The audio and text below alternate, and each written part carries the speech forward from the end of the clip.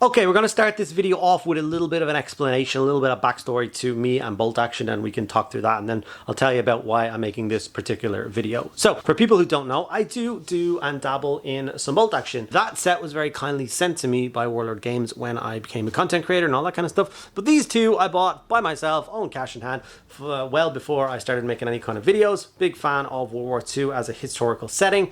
Band of Brothers, obviously one of the greatest TV shows ever made, so obviously when the opportunity arose to play a war game based in that setting, I jumped at it. Like I said, I bought these two forces. Haven't done much with that one just yet, but with these two, this was the army that I did create, and as you can see, I didn't get very far when it comes to painting it. I did get a squad done, 12 brave American soldiers, you know, guy with the bar, guy with the Thompson being the sergeant, stuff like that. Really cool. I got my sniper team painted, started on the next 12-man squad, and that's pretty much where it left off. It fell away. I never got to jump back into it again. And as goes me painting them, this is the standards to which I got them to. And like, it's a painted miniature, but does it look like an American soldier from World War II? I don't think so. I don't think I really captured it. I don't think I got the tones right. And because I was working in Games Workshop at the time, I had access to their paints. This is actually my bolt action case still. And as you can see, I still kept the paints that I was using inside of the case, so I could just crack it open and start painting away. And you know, the tones were fine. I was using Castellan green and stuff like that for the trousers, and it gave me an okay result.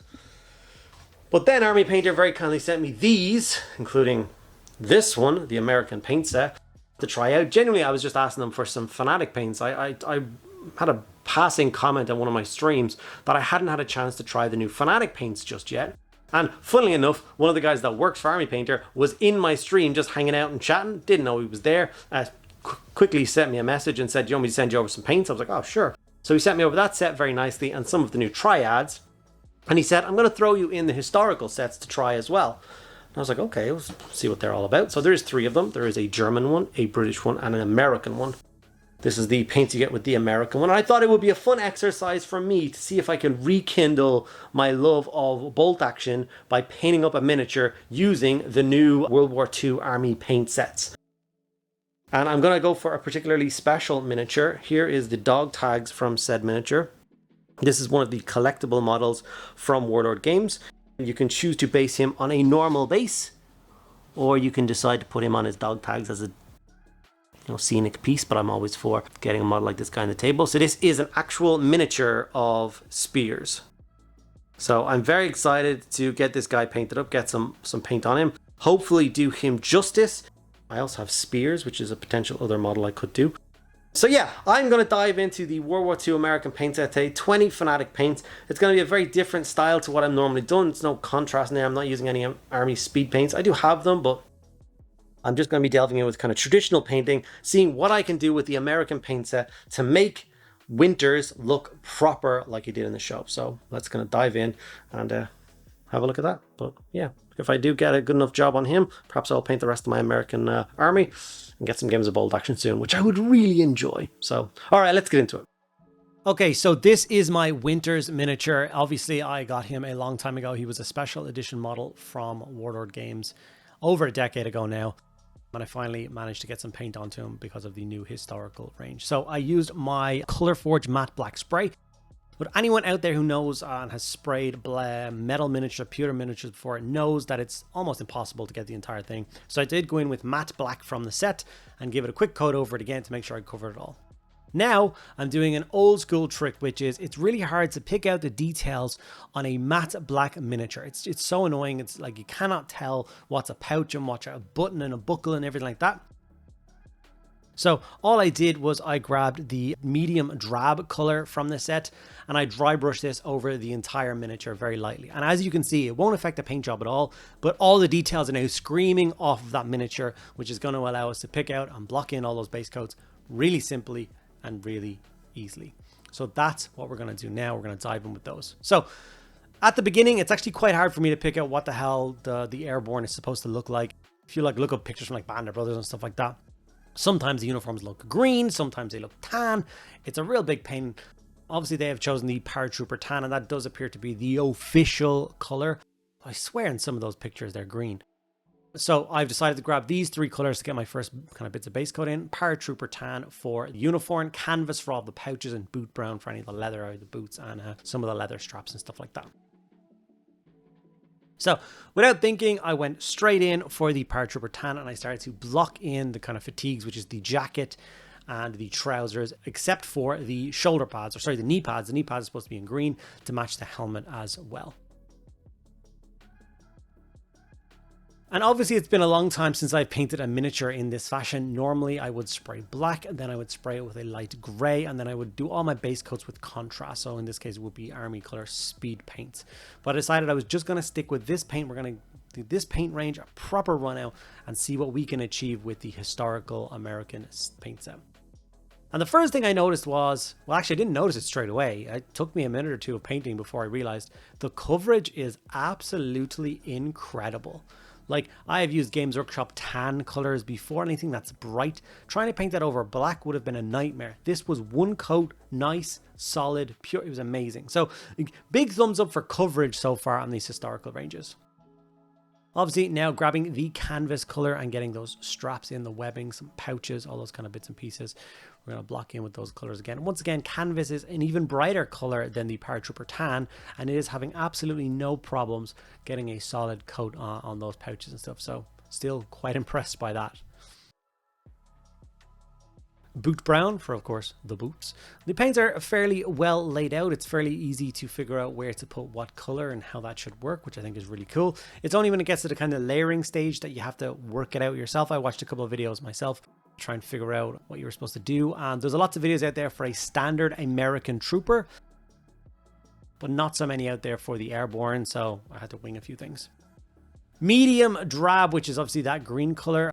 We are going to go for, like I said, those knee pads that are built into their trousers. And then the jacket. Obviously, Winters has some kind of camo netting style thing over his helmet. And he's got some bits of fabric in there to kind of take away the silhouette of his domed head. So I was careful when I did that. Painted around. Realized that those bits should have been that Paratrooper tan again. So I went back in and covered them up later on. You'll see they just become Paratrooper tan at one point. Rifle brown for, guess what? The brown on the rifle. So obviously Winters famed for his accuracy and his use of an M1 Garand. So we're going to get all the wooden parts of that beautiful rifle blocked in with rifle brown.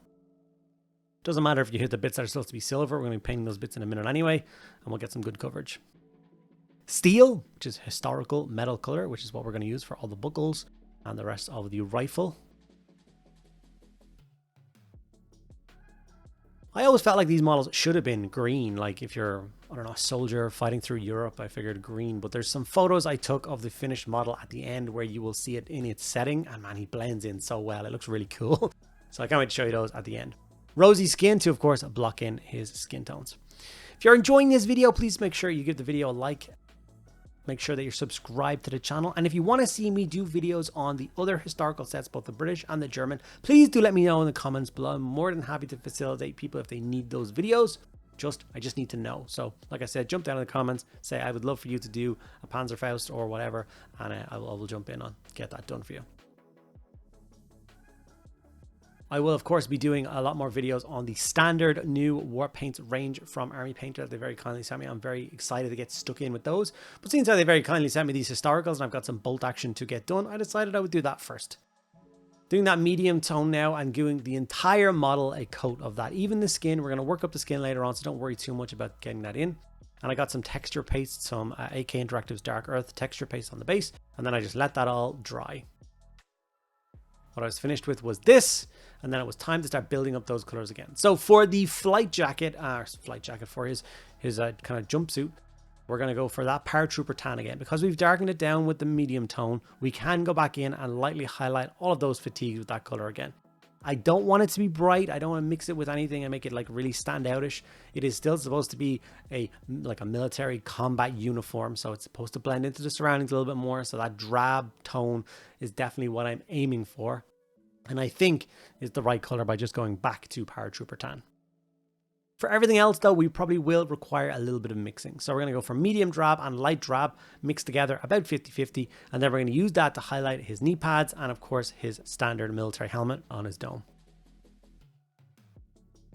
Obviously there's webbing and stuff on the helmet, so it's kind of very difficult to pick out that detail. So as you can see, I just did a little bit of stippling, stabbing motion to get some of that bright green between all of that kind of camouflage netting-y stuff that he put on his helmet. Looked really cool. Not that easy to paint.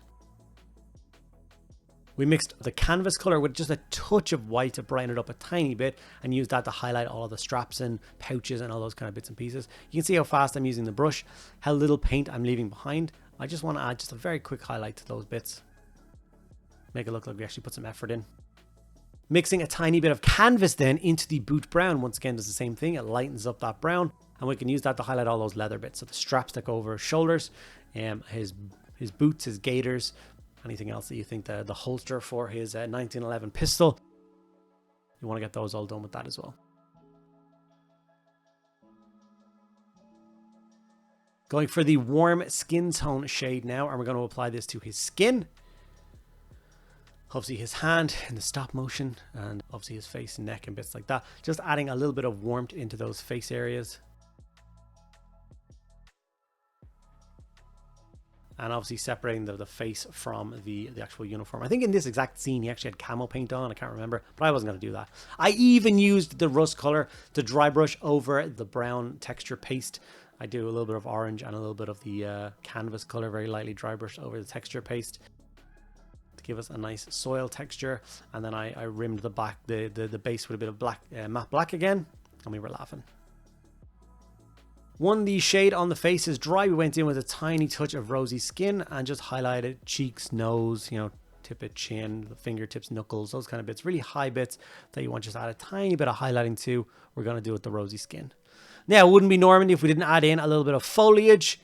So we added in some 6mm grass tufts around him, really puts him into the setting and finishes off this beautiful Winter's miniature from Warlord Games, painted exclusively with the Army Painter historical set they very kindly sent me for testing. I must say it gets a big thumbs up for me.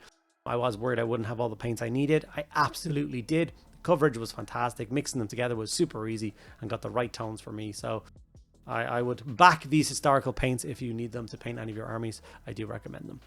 Here is Winters in his actual setting, looking awesome. As you can see, he does blend in quite well into the setting. And like I said, I can't wait to paint up the rest of my 101st Airborne Force and get some more games of bolt action in.